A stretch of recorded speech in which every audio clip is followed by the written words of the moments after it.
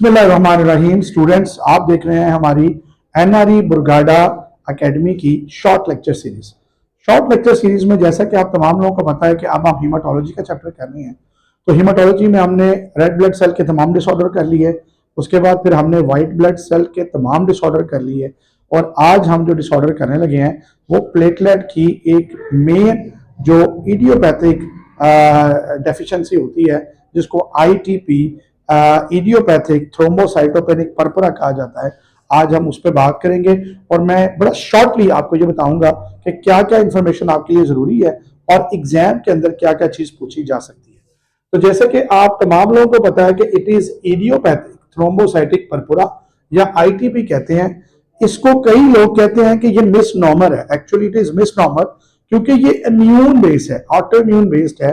तो इसको actually इम्यूनमेटेड thrombocytopenic पर्परा भी कहा जाता है, लेकिन चूंकि इसका एक पुराना कन्वेंशनल नाम आईटीपी है तो इसको हम इस तरह से एडजस्ट कर चुके हैं। It is an immune-mated disorder which is characterized by the autoantibodies against platelet surface receptors leading to their platelets destruction by the splenic macrophage। बड़ा सिंपल है कि हमारी बॉडी में जो प्लेटलेट्स होते हैं उनके खिलाफ जो उनकी सरफेस है उनके खिलाफ एक एंटीबॉडी बन जाती है, और वो एंटीबॉडी जो है वो उसको डिस्ट्रॉय करती है, उस प्लेटलेट को डिस्ट्रॉय करती है। कहां पे जाके? स्प्लीन में जाके। चूंकि प्लेटलेट का साइज बहुत छोटा होता है तो इसलिए जब प्लेटलेट की डिस्ट्रक्शन स्प्लीन में जाके होगी तो हमें स्प्लीनोमेगाली देखने को नहीं मिलेगी। अगर हम बात करें हीमोलाइटिक एनीमिया की या दूसरे डिसऑर्डर की तो उसमें स्प्लीनोमेगाली हमें देखने को मिलती है क्योंकि आरबीसी का साइज प्लेटलेट के मुकाबले में बड़ा होता है।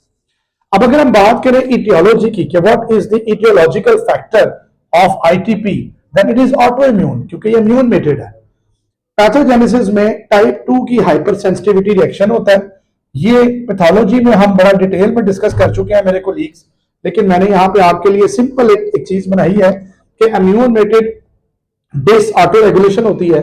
उसके बाद प्लेटलेट की जो सरफेस रिसेप्टर्स हैं उसको हमारी बॉडी एक एंटीजन के तौर पर डिटेक्ट कर लेती है, और उस एंटीजन के खिलाफ मैक्रोफेजेस टी हेल्पर सेल्स की मदद के साथ एक खास किस्म का एंटीबॉडीज बना लेते हैं जो प्लाज्मा सेल की मदद से आईजीजी और मेमोरी सेल की मदद से बनती है।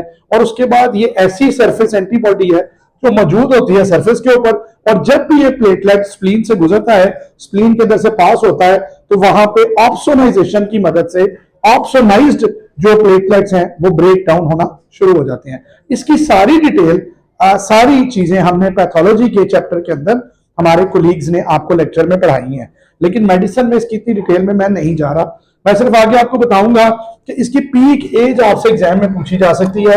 ये यंग एज में इसकी प्रेजेंटेशन हो सकती है, 30 to 50 years, and like all other autoimmune disorders it is more common in females. Remember, it is more common in females. Okay, additionally bleeding can occur in your gums in all the mucosal area like skin, petechia, purpura बन सकते हैं, nose bleed कर सकता है, GI से bleed हो सकती है, और उसके अलावा मेंस्ट्रुअल ब्लीड जरूरत से ज्यादा हो सकता है खवातीन में। ये सारे इसके एडिशनल सिम्टम्स हैं।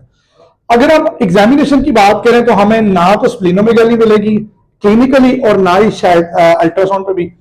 आईटीपी के अंदर स्प्लीनेक्टमी हम तब करते हैं जब हमारा पेशेंट स्टीरॉयड को रिस्पॉन्स नहीं कर रहा या ट्रीटमेंट को रिस्पॉन्स नहीं कर रहा, और आईटीपी के अंदर स्प्लीनेक्टमी की शर्त यह है कि पेशेंट की स्प्लीन नॉर्मल साइज की होनी चाहिए। अगर स्प्लीनोमेगाली हुई है तो इसका मतलब है डायग्नोसिस इज समथिंग एल्स। ठीक है जी।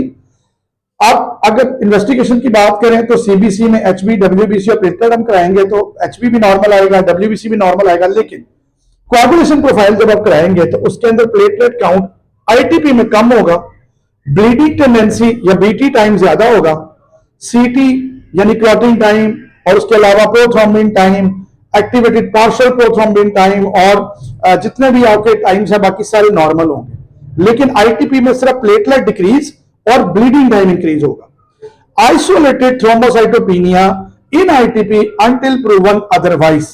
ठीक है जी। यानी अगर किसी भी शख्स को ना तो प्लेटलेट का कोई और डिसऑर्डर है, ना ही कोई डब्ल्यूबीसी का डिसऑर्डर है, ना ही व्हाइट सेल का, और ना ही जिस्म में कोई ऑर्गेनोमेगाली है, तो एक्चुअली हम कंसीडर करते हैं कि इस पेशेंट को आईटीबी है, जब तक कि हम कोई और कॉज ना ढूंढ लें। ठीक है जी। अब नॉर्मल प्लेटलेट काउंट हमारी बॉडी में 1,50,000 से लेके 4,50,000 तक होता है। याद रखें, अगर हमारे पेशेंट को लेस देन 20,000 आ गया है तो हमारे लिए क्या टारगेट है? अगर माइल्ड ब्लीडिंग है लेस देन 20,000 पे तो आप वेट एंड सी कर सकते हैं, लेकिन अगर मॉडरेट ब्लीडिंग है लेस देन 10,000 तो आपने मेगासाइट जरूर लगाने हैं।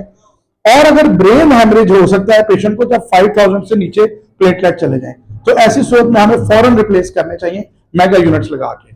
याद रखिएगा, जब भी हम ट्रीटमेंट की बात करेंगे तो फर्स्ट लाइन ट्रीटमेंट स्टीरॉइड्स हैं, विच इज 1 मिलीग्राम पर केजी बॉडी वेट। 70% पेशेंट इसको रिस्पॉन्ड करते हैं। अगर इससे पेशेंट बेहतर ना हो रहा हो तो फिर हम स्प्लीनेक्टमी करते हैं, जिसमें कि 25% पेशेंट रिस्पॉन्ड करते हैं।